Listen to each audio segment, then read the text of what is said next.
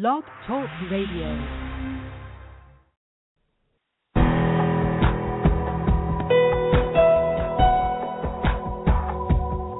Welcome to our program on Kardec Radio. Welcome to the messengers in our home.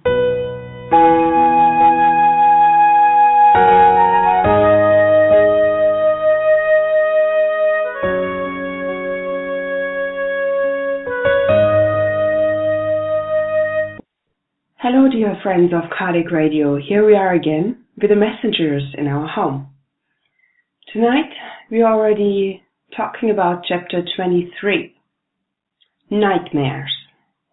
Hello Mackenzie. Hi Francisca, and hello dear friends of Kardec Radio. Welcome back to another chapter of the messengers in our home. So before we start, as usual,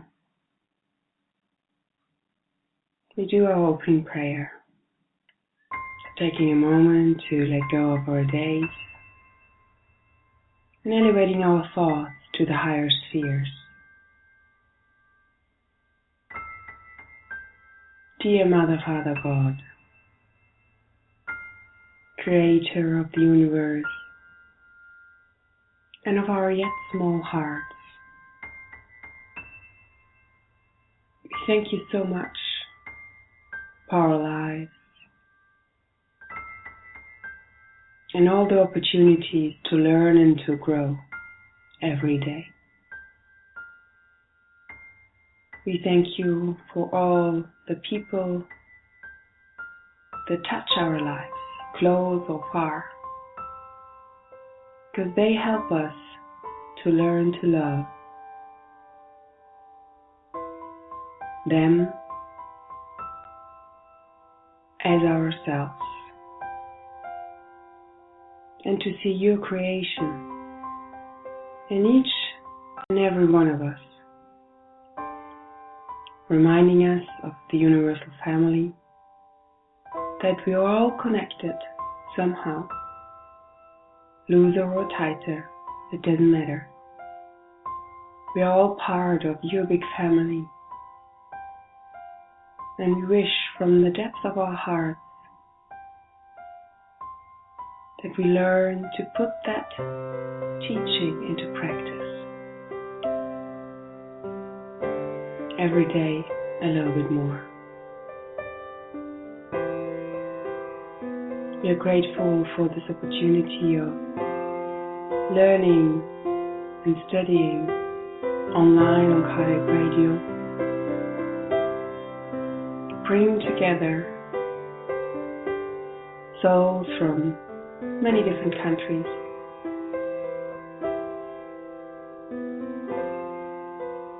desiring to learn more about life in the spirit realm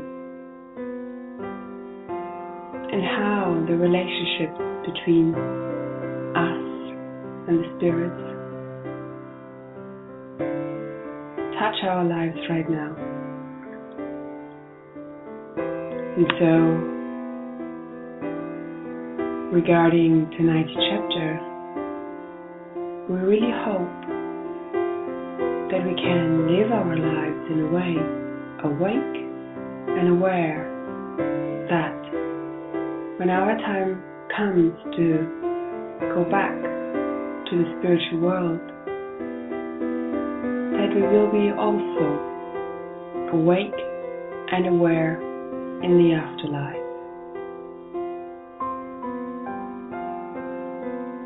So be it.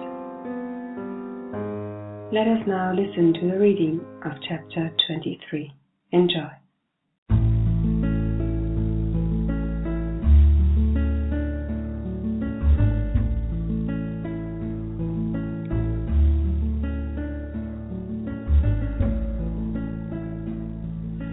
Chapter 23, Nightmares. While Alfredo continued directing the work, Aniceto received his permission to lead us to some distant beds, on which lay a number of patients who had not been assisted with magnetic aid. We need to stress practical experience and take advantage of opportunities when they appear. affirmed Aniceto. We followed him curiously while observing the lonely, painful, or awful expressions on their death masks. When we were quite some way from the central area, our instructor explained in a grave tone, "I would like to determine how beneficial your experience was at the magnetic aid chamber for sense enhancement. In order to help our incarnate friends effectively, we have to be able to see with clarity and precision." Pointing to the motionless patients, he added, "All those who sleep in these wards are sleeping very badly." "But are there really in the spirit realms any who actually sleep well?" Vicente asked bluntly. "Of course," replied Aniceto thoughtfully. "In our arena of activity, there are those who enjoy short periods of rest. They are morally upstanding workers who await nightly repose with the peace of mind of those who work and rest with a clear conscience." He paused, as though he were considering the best way to sum it up, so as not to waste time, and then said, "But such spirits do not need to stay in the emergency facilities of an aid station as do the children of darkness."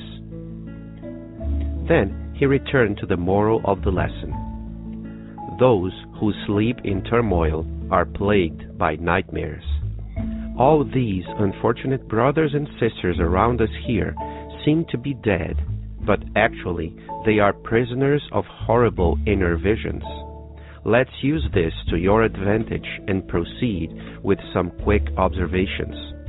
You both used to be concerned with anatomical research, the examination of the viscera, and the scientific scrutiny of apparently dead cells.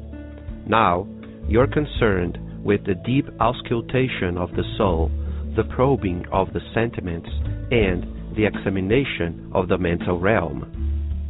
And with a decided expression, he concluded resolutely, "Let's get to work." He assigned me to the aged body of a woman. "Andre, examine this sister in detail. Don't dwell on her outward appearance. Study her with all the ability and insight at your disposal." I was so interested in heeding his instructions that I didn't even hear the ones he was giving to Vicente. I tried to forget the outer picture and focused on that female mask with all my mental abilities. As I became less and less concerned about other matters, I made out a dark gray shadow that had begun to form over her forehead. The sight seemed to help me concentrate. As I watched the phenomenon intensify, I was no longer aware of any outside object or situation. I was stupefied as I began to discern shapes starting to form within that small shadowy sphere. A modest house appeared in a humble town. I felt as if I were actually going through its door. A horrible and agonizing scene was occurring inside. An adult woman displaying a look of insensitive cruelty on her face was struggling with a drunken man. "Anna, Anna, for God's sake, don't kill me," he was begging her, unable to defend himself. "Never! I'll never forgive you!" yelled the woman, adding in a sinister tone, "You're going to die tonight!" I saw the unfortunate man collapse, exhausted. "You poisoned my drink," he shouted in tears. "Forgive me if I have caused you any harm. I'm a father. Anna, my children need me alive. Have mercy. Don't kill me." She listened coldly and answered hard-heartedly, "You shall die even so. I've had the misfortune of loving you. You who belong to another woman.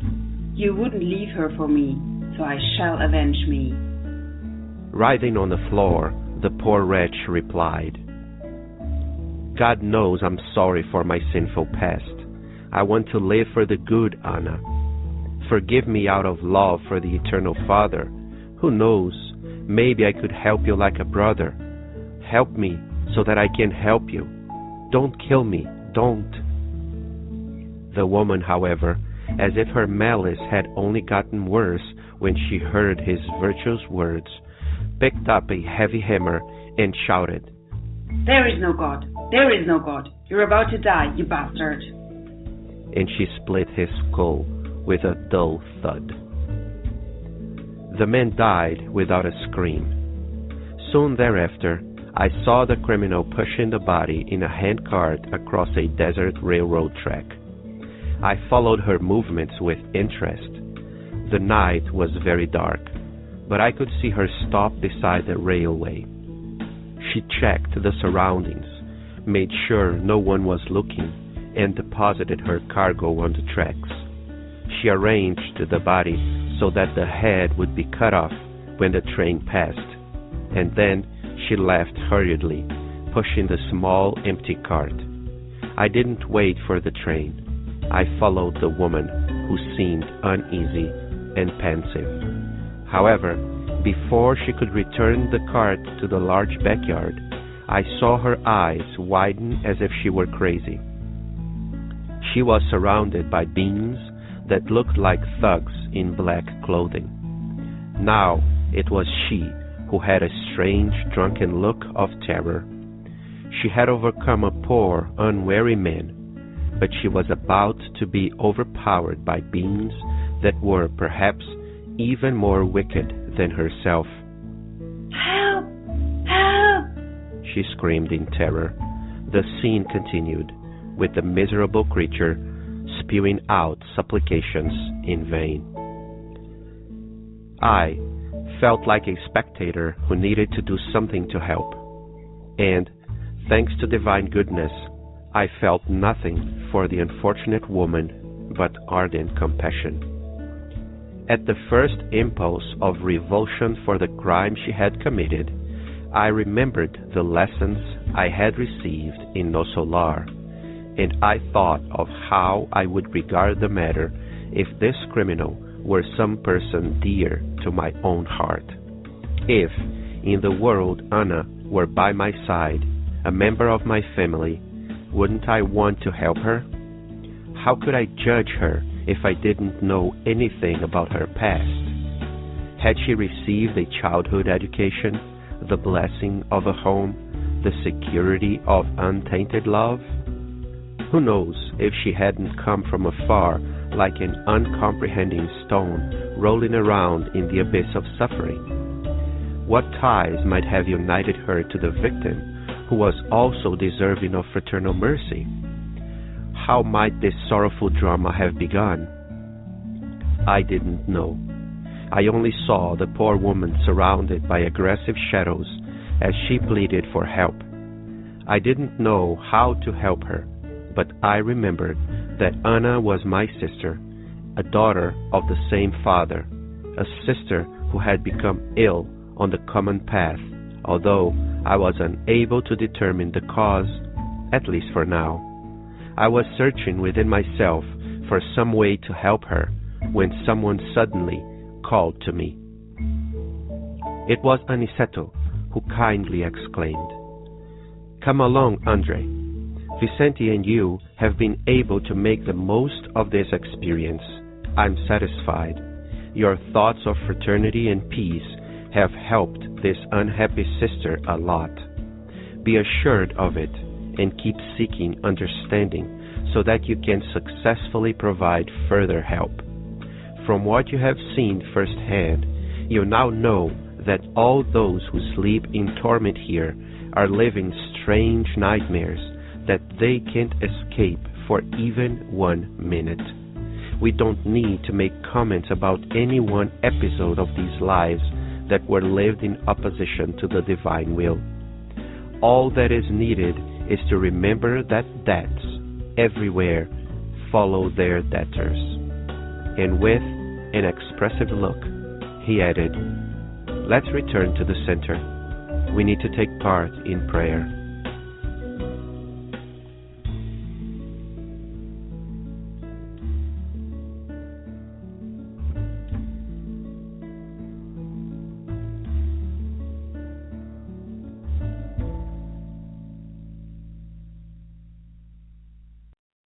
tonight we're talking about chapter 23, Nightmares. Well, we all heard the reading of the chapter, and hopefully you have already read it. Or if not, you have the book with you so that you can accompany us while we are discussing, making some bullet points here, highlighting some parts so that we can go a little bit deeper in some of these concepts, in some of the ideas that Andre exposes to us, right? I tend to say, and I don't repeat this quite frequently here, but there's something that I always like to think, that Andre is one messenger himself. So he is, at least in this case here specifically, he is the one, like a reporter, right? He was there living these situations or knew some of these stories, and he's recounting these stories to us. One thing that we need to understand is that Andre is similar to what we are, right? To who we are at this moment. He was a doctor. He had his struggles when he was incarnated. And so it would be much, much easier for us if we really try to see these things that are happening in these chapters of these books that we are studying as a learning process also for us, as if we were living these situations and trying to understand that for us to go through all these difficulties in our lives, it is hard, as it was hard for Andre to overcome so many of his problems. Naturally, there's one big difference here. He is, at least while he is dictating these books through Chico Xavier, he was already discarnated, right? So he was not facing the material problems that we face when we are incarnated. But he had his share of problems when he was alive here in the matter, right? Incarnated. And that's why he went through all the process that we saw when we studied the book No Solar previously. And then he went to No Solar and learned a few things, or a lot of things, as hopefully we were able to learn with him as well. And now, as we've been following through the previous chapters, we're already on chapter 23, he is learning even further. He is learning, moving forward, learning more things. Naturally, he is a doctor, or he was a doctor while incarnated. So some of his observations here are related to medicine. However, there's a saying that says of madman and of doctor, we all have something, right? And it is a very, funny thought to have, but who hasn't, for example, by experience, seen a person going through a specific problem in their bodies, and we go and make a diagnosis of the problem as if we were some kind of a doctor, right? So naturally, you will not be able to be a doctor, or to those of us who aren't doctors already, or who don't want to become doctors in this life. But what is important is, and we will see, since we already read the story, and we're going to see it again, that when Aniceto talks to Andre in this chapter, there's a point to Andre and Vicente in this chapter, there's a point when he says, well, you used to look at the body and make diagnosis of the body, of dead cells, but now it's not just about the body. It's much more than this. It's a spiritual diagnosis. So all of us who are spirits will have to, in one point, make spiritual diagnosis. Not that we're going to start looking and probing into other people's lives, but since we live in a life of relationships, it is natural for us that we need to try to understand how people function, because by knowing that, we also learn how to understand ourselves more, and we can make that click and say, hey, these people are my brothers and sisters, and I won't be too quick to judge, too quick to condemn their actions. And basically, that's the lesson of this chapter here, Nightmares. and who hasn't had one, right? Nightmares when we were young, when we were going through problems, and then at night, while sleeping, we have those crazy nightmares, and how suffocating sometimes they are. And so it's another way of looking at this and saying, hey, if I've been through nightmares before, once I see a person going through a nightmarish life, for example, or through a nightmarish problem, why don't I just understand that and try to really see that problem as something very different than just judging or condemning that person, right? So, but after this introduction, let's just go through the chapter. And we remember last time that they were walking through those the sets of beds in the where they were.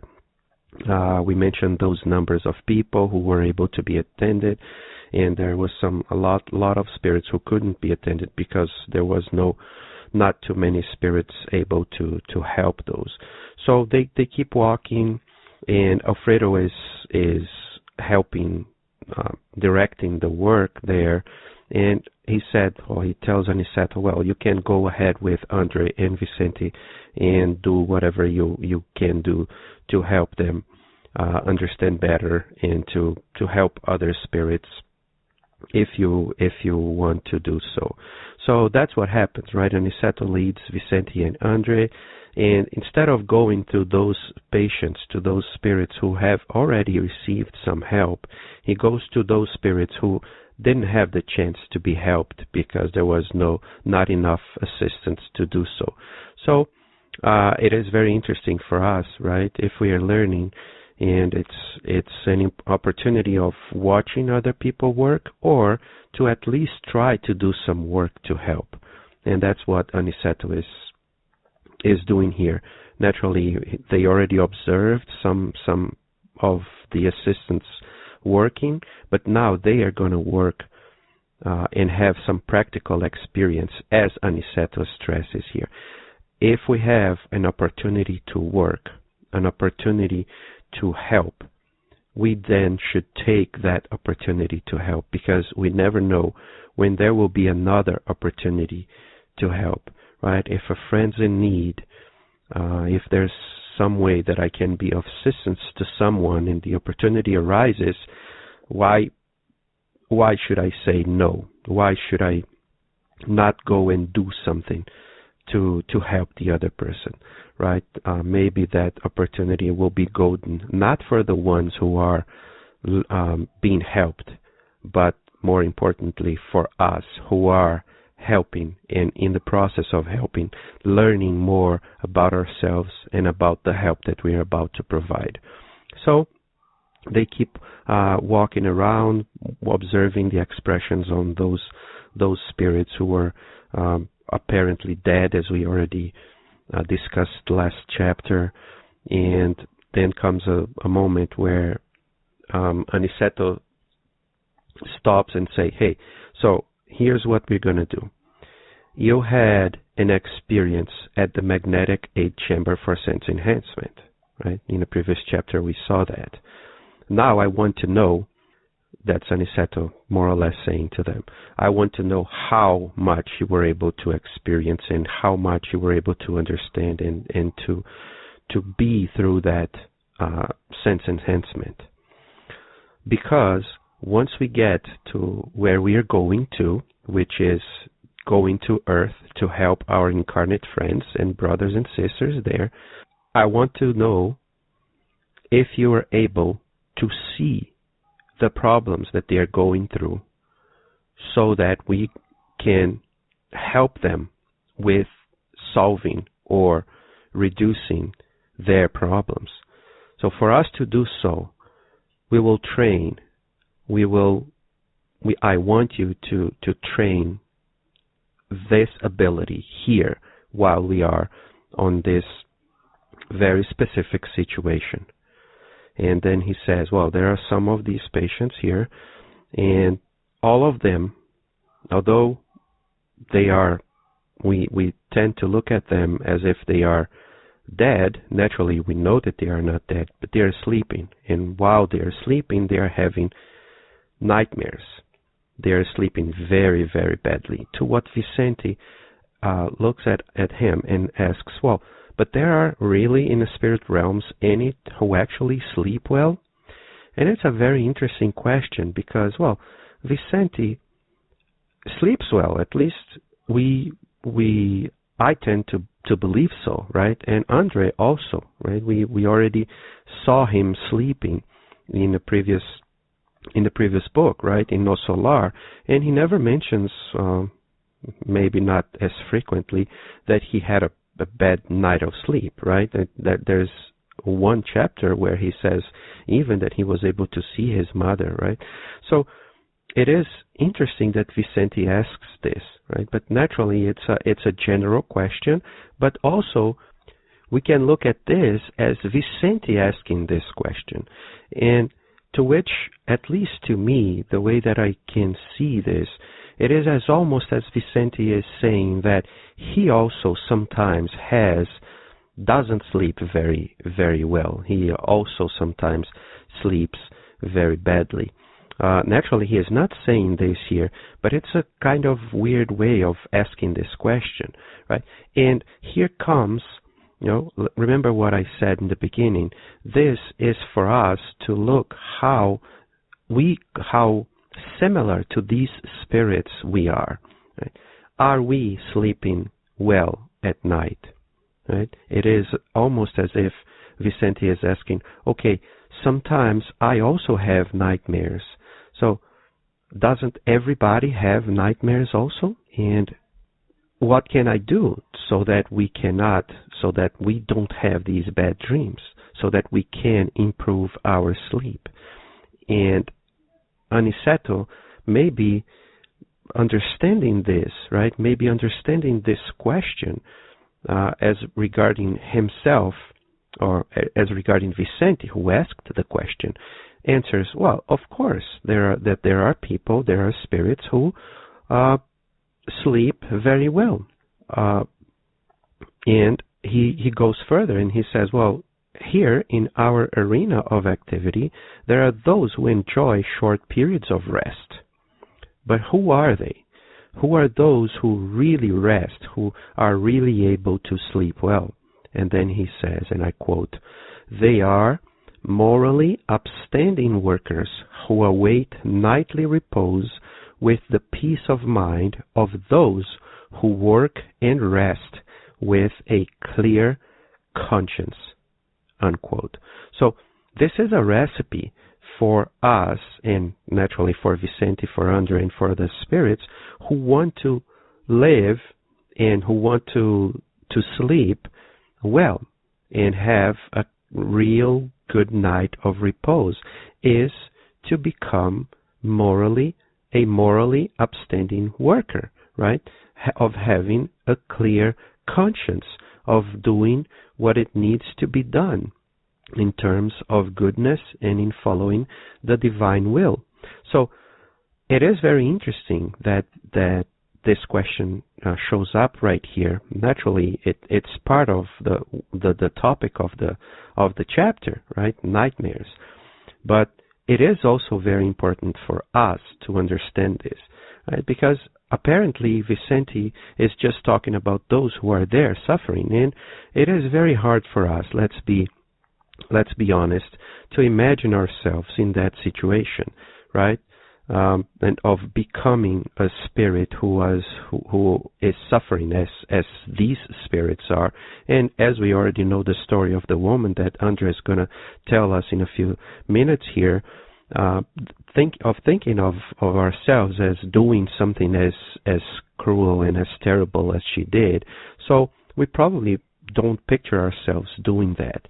However, we still have nightmares. And why? Because we're not perfect, right? However, if we want to have less and less nightmares, or to sleep better and better with time, here's the recipe that Aniceto just told us, right? To become morally upstanding workers, and having a clear conscience of really doing and striving to do the best that we can. And then, naturally, he complements his idea in a way of not wasting time because they need to work, right? But such spirits do not need to stay in the emergency facilities of an aid station as do the children of darkness. So what is he saying? He says that, well, those spirits who are morally upstanding and have a clear conscience, naturally they wouldn't be here. So if a spirit is here, it is because they did something that made them stay here. So they are not morally upstanding workers with a clear conscience. So one thing is related to the other. So the answer of Aniseto's answer is, well, not those who sleep here. Those who are sleeping here, they don't have this. They don't have this morally, the best moral ever. They're not very ethical. They don't have the clear conscience, and that's why they are here. So while they are here, they won't have very good dreams. They will have nightmares. And that's one of the things that we don't want to become, right? And we are striving not to be this, or in a more positive way of putting, we are striving to be better than we already are, not than what other people are, but than what we already are. And then Aniceto returns to what we were talking before after Vicente asked the question. So those who sleep here are plagued by nightmares. All these brothers and sisters, notice how he treats these spirits. They are not other people, they are not spirits, they are brothers and sisters. They all seem to be dead, but they are unfortunately prisoners of horrible inner visions. We saw that also in No Solar when we talked about Francisco, right? He was being pursued, right, by those horrible, terrible visions, those spirits who were looking after him. It was all in his head. It was all like a dream, all like a bad, very bad dream. And here is the same thing. So once we know that, Aniceto says, right, let's use this to proceed with some quick observations. So let's observe what's going on. And here comes the piece that I mentioned in the beginning when we were introducing the chapter, right? Vicente and Andre, they were doctors. So to make clear to them, Aniceto tells, well, you were used and concerned with anatomical research, examination of the viscera, and the scientific scrutiny of apparently dead cells. So you were always paying attention to the exterior part. Now, that's not what you're going to be concerned with, because you already know that this is not the most important part. You really need to go deeper in observation. So what you need to do now is to perform a deep auscultation of the soul, meaning pay attention to what the soul is screaming, to how the soul is feeling, what the spirit is telling you.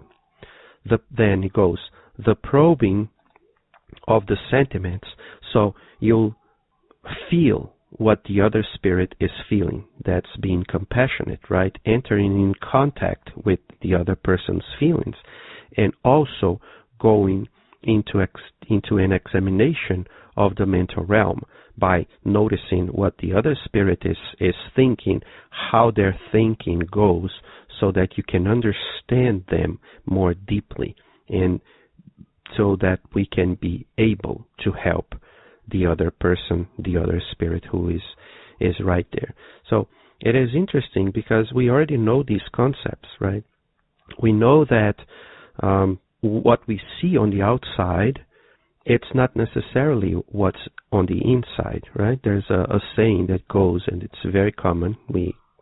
My daughter the other day used it in a sentence as we were talking. She's 11, and she said, well, let's not judge the book by its cover, which was startling to me, right? To really realize that she already understands the concept, right? So the book might have a very, very beautiful cover, and then you're going to read it, it's an awful book, or the other way around. The cover might be unattractive, and then you read the book and it's a wonderful reading, it's a wonderful story, it's something that touches us deeply. And so here's the same thing. The doctors here on earth, usually, not all of them, are concerned most of the times with the cover. In the spirit realm, we need to try to understand that, well, the cover is something that is important, but what we need to treat is not the cover. We need to go deep inside, right? Remove the mask and see what's inside so that we can really understand that spirit that we are trying to help at that moment. So Aniceto says, well, let's get to work. And they come to a point where he says, where Aniceto tells Andre, well, you're going to help this woman and examine the sister in detail. Don't dwell on her outward appearance. Study her with all the ability and insight at your disposal. So, once again, don't judge the book by its cover.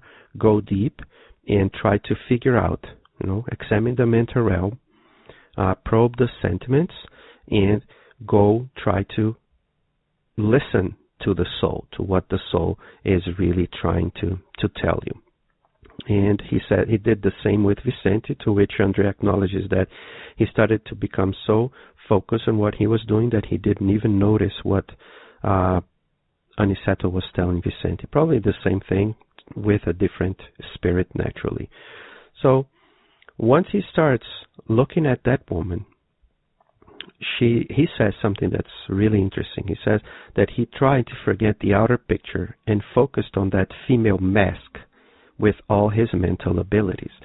So this is one of the things that I find interesting about this sentence, is that Andre already has the knowledge. He already perceives that the mask, right, that the body, the physical, and here in this case the paraspiritual body, is just a mask, really, because this being a spirit and knowing that a spirit has no gender, right, it only has this mask of probably the past few reincarnations that we were following as becoming and as being born as the same gender, and then we tend to become a little bit more feminine or masculine depending on how long we've been reincarnating on the same gender.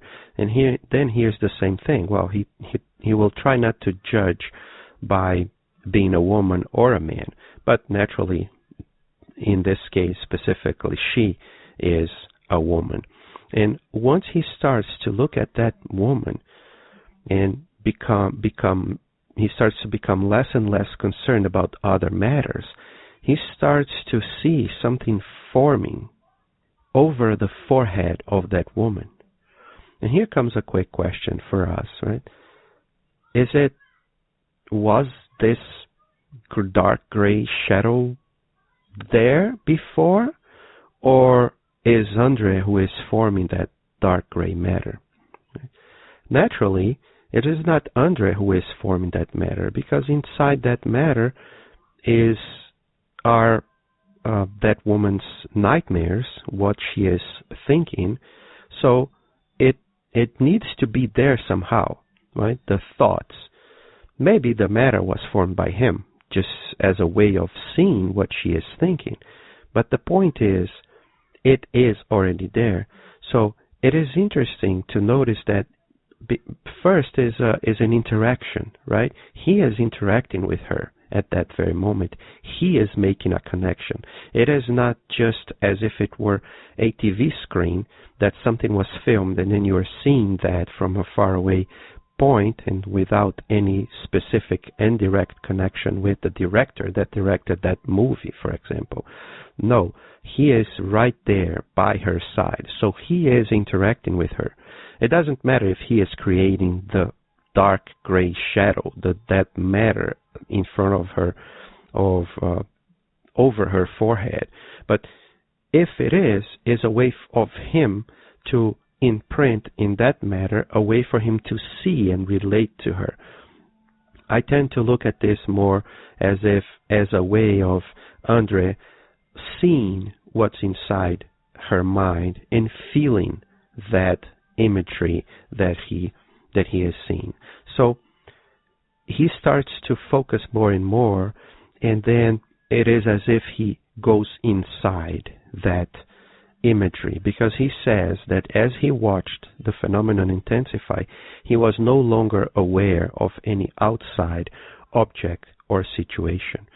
So it is interesting to see that once you start going into contact with another person in this matter, in this way here, we have to be very aware of what we are doing, right?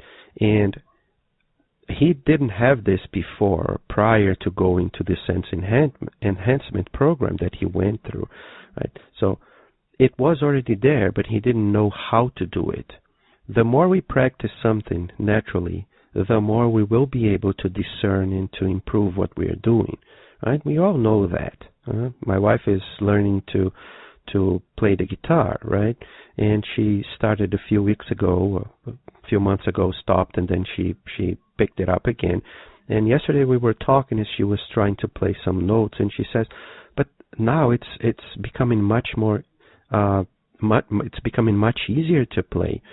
And practice is something magical, right? We were discussing it. It is impressive, right, to see the improvement. And here Andre is going through this, right?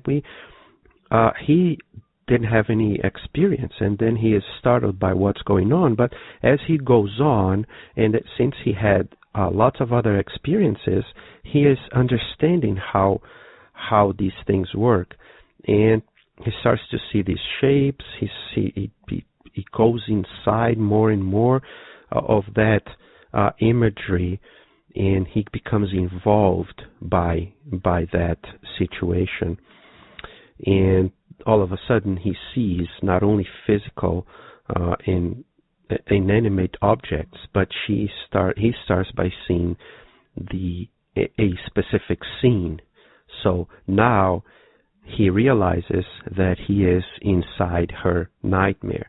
He is actually seeing and feeling and being embraced by this nightmare, right? And being an observer, but not just as we are, like I said, watching a movie on a TV screen. It is as if he is there, right, in that scene.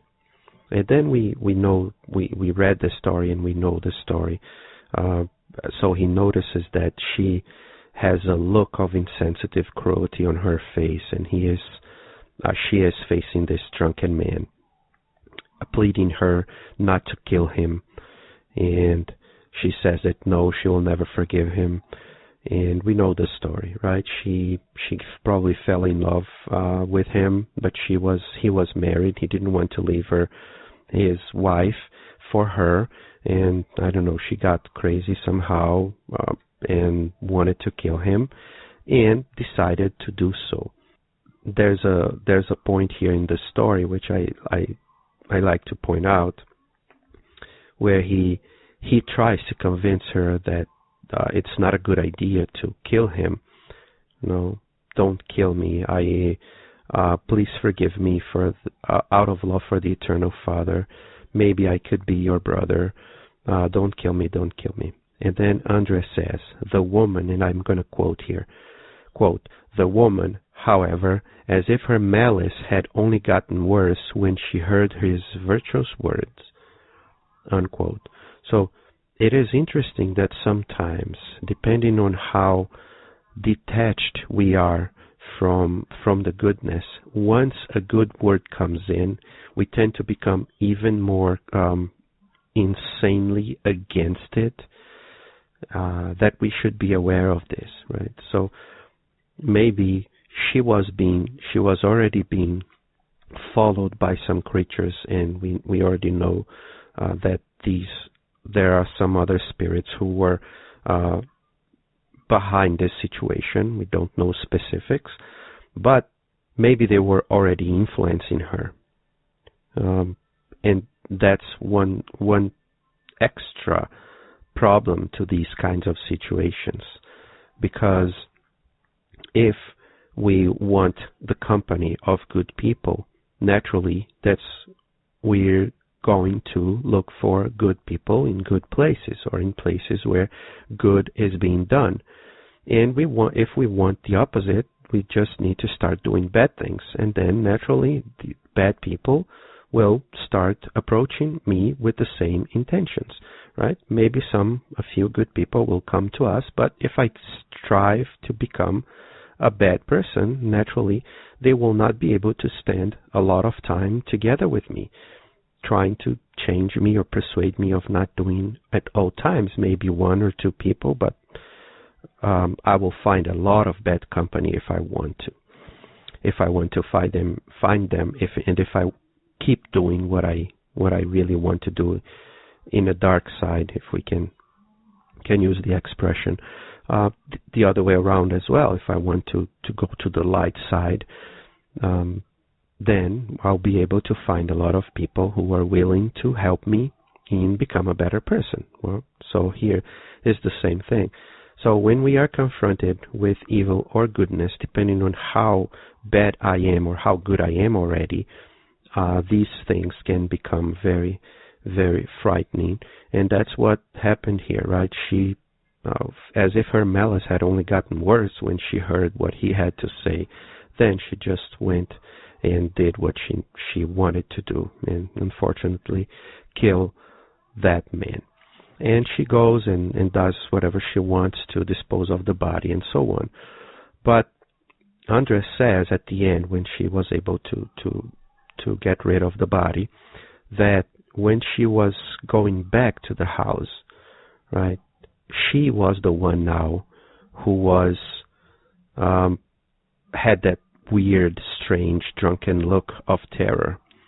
And that's when we know that she is dreaming, and now she is noticing those beings, right, surrounding her and tormenting her because of what she did, and now being attached to those spirits, right, being overpowered by those beings who were perhaps even more wicked than herself. And then she was crying for help. And then Andres says, the scene continued with the miserable creature spewing out supplications in vain.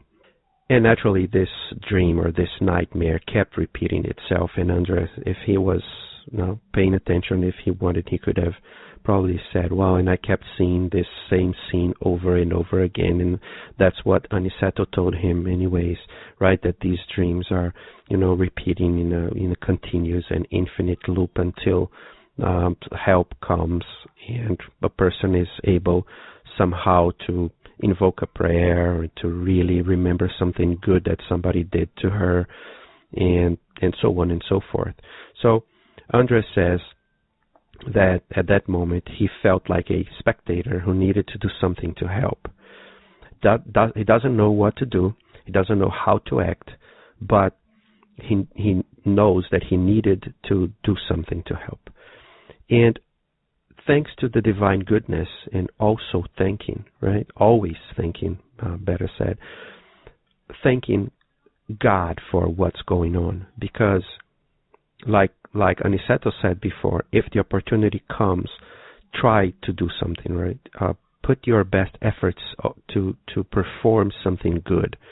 And then he says, thanks to divine goodness, instead of feeling bad or having a bad thought for that woman, I felt nothing but ardent compassion.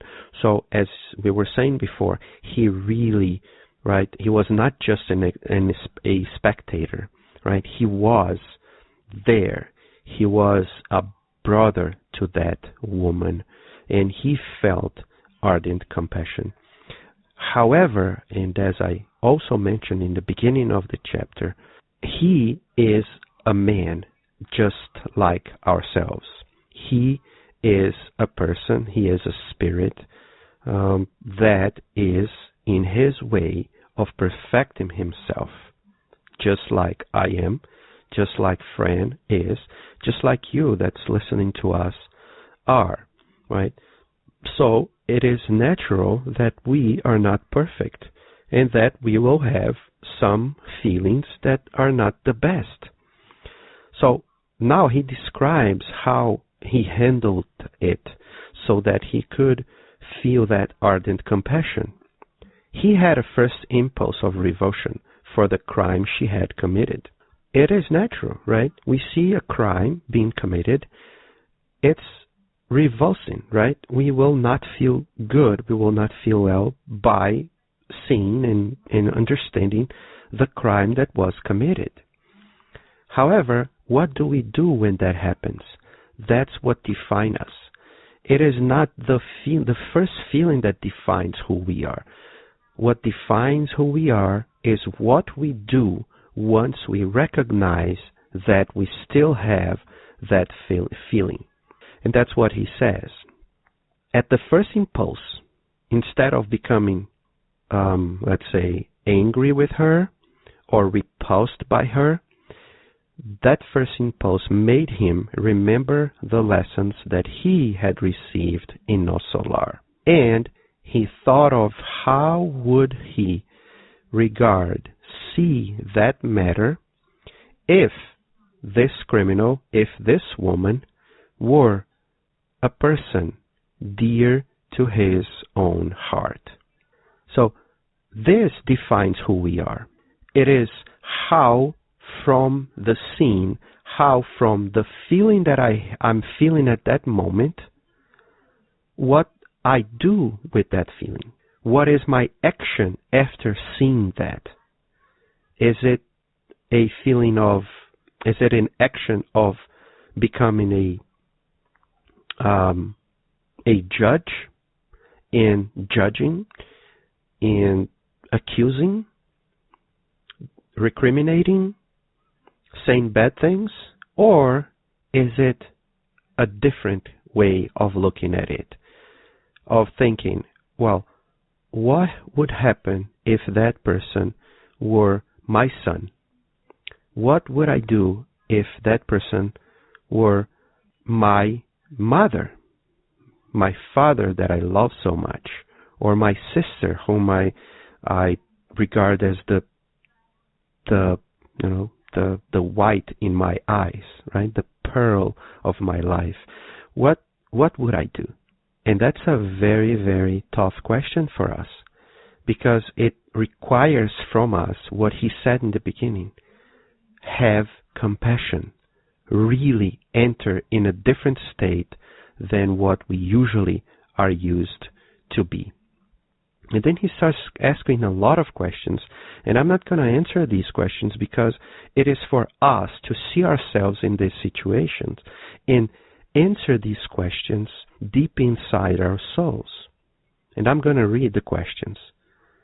Only read again so that we can stop and think about these. Thinking about the situation that Anna is living and thinking about, if in the world Anna were by my side, a member of my family, wouldn't I want to help her? How could I judge her if I didn't know anything about her past? Had she received a childhood education, the blessing of a home, the security of untainted love? Who knows if she hadn't come from afar like an uncomprehending stone rolling around in the abyss of suffering? What ties might have united her to the victim who was also deserving of fraternal mercy? How might this sorrowful drama have begun? I didn't know. Unquote. I don't know either.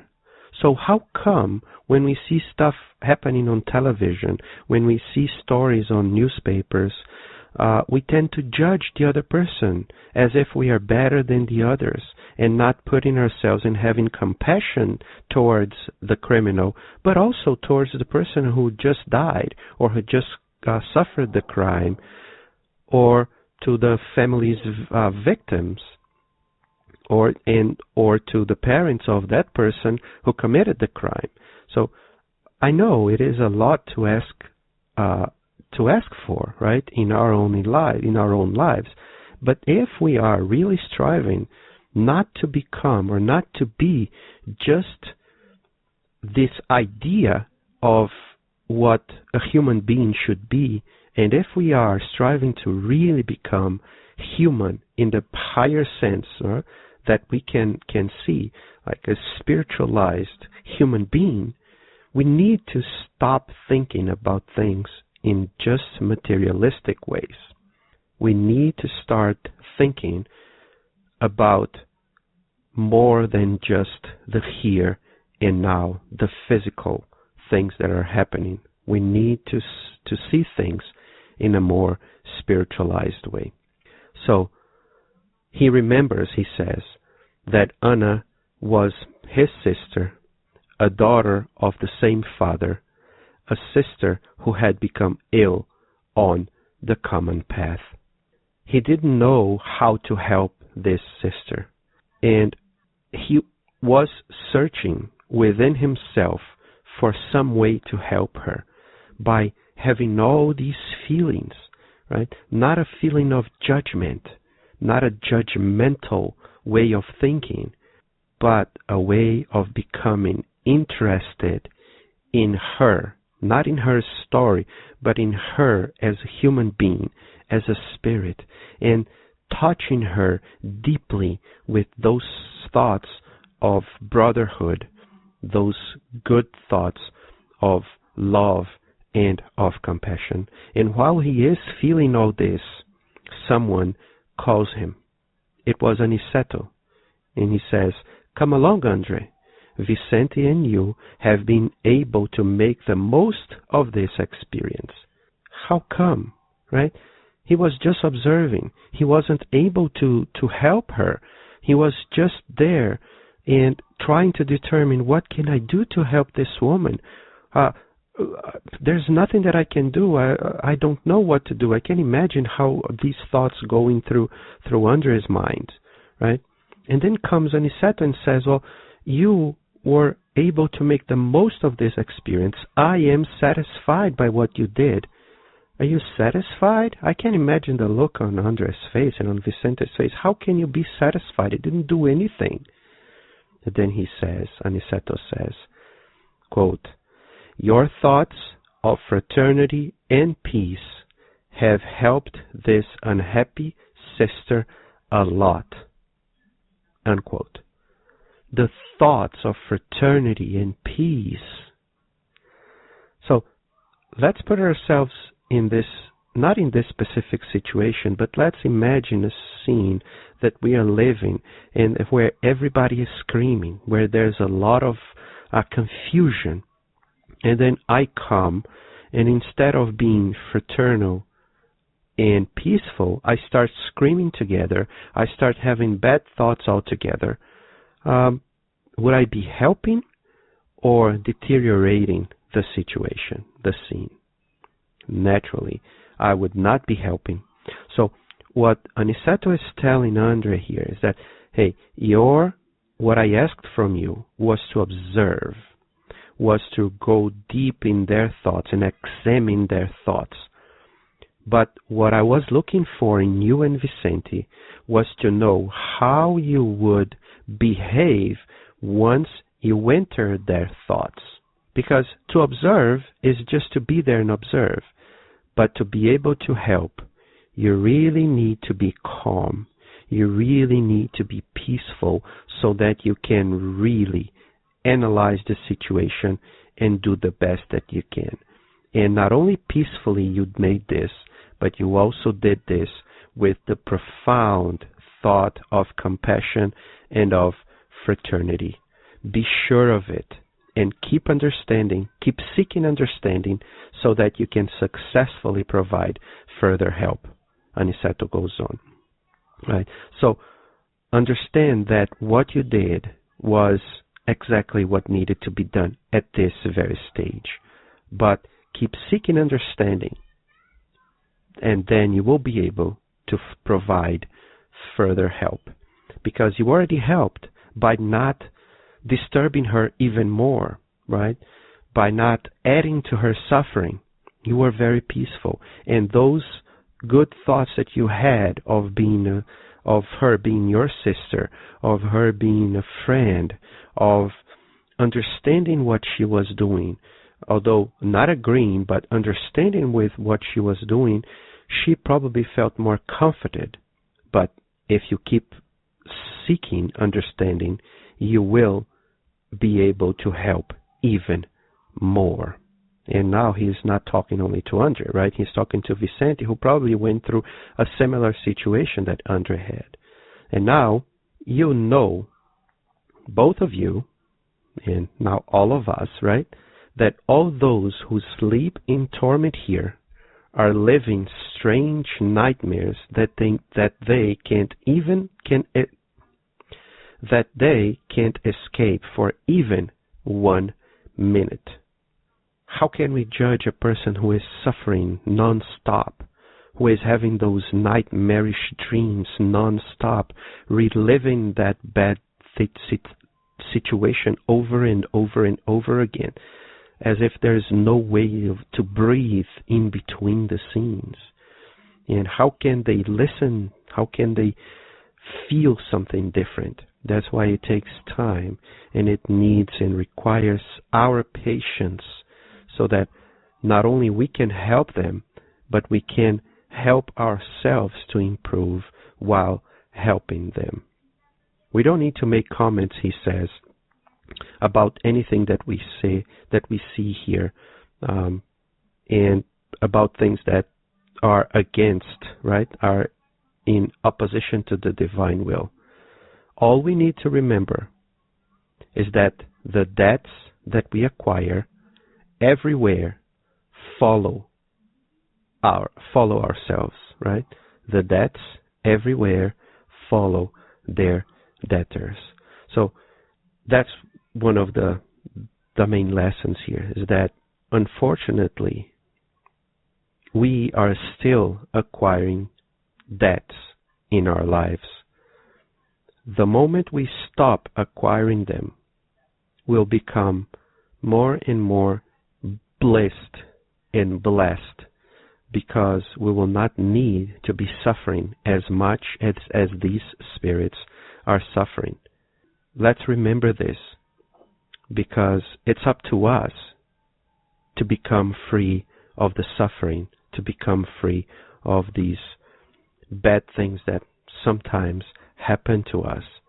And if we are suffering still and we can't get rid of some of the suffering, it is because we had debts before, and now these debts are following us. So let's strive to become better people, so that we can, while repaying those debts, not to be acquiring new ones, right? To have less nightmares in our lives, to sleep better, even when we are awake in our lives. Because nightmares are not just for the times when we are physically sleeping. Sometimes, depending on how bad our debts are, we can have nightmares when we are sleeping, but when we are still awake. Hopefully, we are planting the seeds of good sleeps, of good nights and days of sleep. And when Aniceto finishes this, looks at us, looks at Andre and Vicente, and invites them to return to the center, because they need to take part in prayer. I look at this invitation here as if Aniceto is telling us, hey, let's return to the center, right? Not to the center of aid, but to our center. Let's return to the law. Let's return to the law of God, which is written in our conscience, as if it is written inside of ourselves, in the center of ourselves. We need to take part in prayer. we need to return to ourselves and pray, to thank God for everything that we have, to thank God for the opportunities that we have to help other people, and to thank God for the love that He has shown and shows us every single moment of our lives. And hopefully we will be together next week to continue with the prayer, with Ismalia's prayer. Have a great week, everyone. Thank you for listening to Kardec Radio, broadcasting live every Saturday morning at 11 a.m. Eastern Standard Time. Email us and share your comments at www.kardecradio.com. Until next time, we wish you many blessings.